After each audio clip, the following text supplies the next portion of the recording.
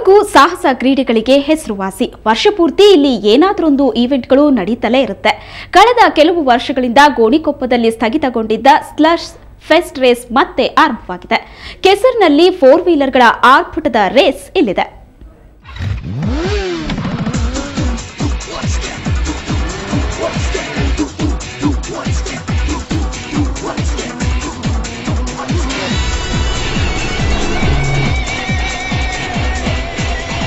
ಚಕ್ರಗಳೇ ಹೂತು ಹೋಗುವಷ್ಟು ಕೆಸರು, ನದಿ ತೊರೆಗಳನ್ನು ದಾಟುವುದಕ್ಕೆ ಪರದಾಡುವ ವಾಹನಗಳು.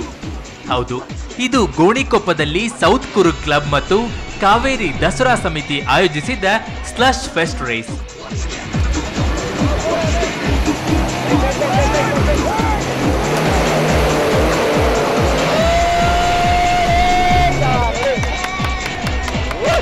ಗೋಣಿಕೊಪ್ಪದ ಎಪಿಎಂಸಿ ಆವರಣದಲ್ಲಿ ಫ್ಲಾಗ್ ಆಫ್ ಆಗುತ್ತಿದ್ದಂತೆ ಘರ್ಜಿಸುತ್ತಾ ರಸ್ತೆಯಲ್ಲಿ ಮುನ್ನುಗ್ಗುತ್ತಿದ್ದ 4x4ನ ವಾಹನಗಳು ಕುಂದಗ್ರಾಮ ತಲುಪುತ್ತಿದ್ದಂತೆ ಸ್ಲಶ್ ರೇಸ್ನ ದರ್ಶನವಾಯಿತು.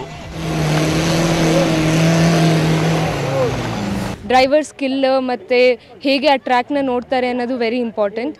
ಸೊ ಹೆಚ್ಚಾದ ಜೀಪ್ಗಳಿಗೆ ಮಾಡೋಕ್ಕಾಗಲಿಲ್ಲ. So the track is very challenging. So ಇಂಥ ಟ್ರ್ಯಾಕ್ಸ್ ಕೊಡಗಲ್ಲಿ ತುಂಬ ಕಡಿಮೆ ಇರುವಂಥದ್ದು. ಇವತ್ತು ಇಂಥ ಒಂದು ಒಳ್ಳೆ ಟ್ರ್ಯಾಕಲ್ಲಿ ನಮಗೆ ಎಕ್ಸ್ಪೀರಿಯನ್ಸ್ ಮಾಡೋಕ್ಕೆ ಅವಕಾಶ ಸಿಕ್ಕಿದೆ. So it's a fabulous experience all together. ಕಡಿದಾದ ಇಳಿಜಾರು, ಕೆಸರಿನಿಂದ ತುಂಬಿರುವ ಗದ್ದೆಗಳು, ಅಲ್ಲಲ್ಲಿ ಸಿಗುವ ತೊರೆಗಳು, ಇಂತಹ ಹಾದಿಯಲ್ಲಿ ರಾಜ್ಯ ಹಾಗೂ ಹೊರ ರಾಜ್ಯದಿಂದ ಬಂದಿದ್ದ 50ಕ್ಕೂ ಹೆಚ್ಚು ವಾಹನಗಳು ಸವಾಲುಗಳನ್ನು ಭೇದಿಸಿ ಸಾಗುತ್ತಿದ್ದ ದೃಶ್ಯ ರೋಮಾಂಚನ ನೀಡುತ್ತಿತ್ತು.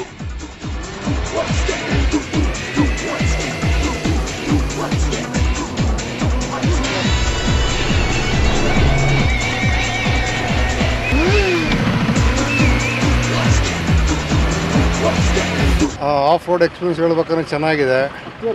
ಫುಲ್ ಈಗ ಸ್ಟ್ರೀಮ್ ಪಾಸಿಂಗ್ ಇರೋದು, ಮೆಜಾರಿಟಿ ಎಲ್ಲ ಸ್ಟ್ರೀಮ್ ಪಾಸಿಂಗ್ ಇರೋದು, ಎಲ್ಲ ಟಫು ಮತ್ತು ಫುಲ್ ಗೊಸರಿಗೆ ಅದನ್ನೇ ಇರೋದು, ಎಲ್ಲ ಮೆಜಾರಿಟಿ ಎಲ್ಲ ಗಾಡಿ ವಿಂಚಿಂಗೇ ಮಾಡಿರೋದು. ಒಳ್ಳೆ ಥ್ರಿಲ್ಲಿಂಗ್ ಆಗಿದೆ, ಭಾರಿ ಚೆನ್ನಾಗಿದೆ. ಮತ್ತು ಈ ರೇಸ್ ವೀಕ್ಷಿಸಲು ಜನ ಮುಗಿಬಿದ್ದಿದ್ದರು. ಒಟ್ಟಿನಲ್ಲಿ ಕೊಡಗಿನ ಈ ರೇಸ್ ಮುಂಬರುವ ದಿನಗಳಲ್ಲಿ ನಡೆಯಲಿರುವ ಸಾಹಸ ಕ್ರೀಡೆಗಳಿಗೆ ಮುನ್ನುಡಿ ಬರೆದಂತಾಗಿದೆ.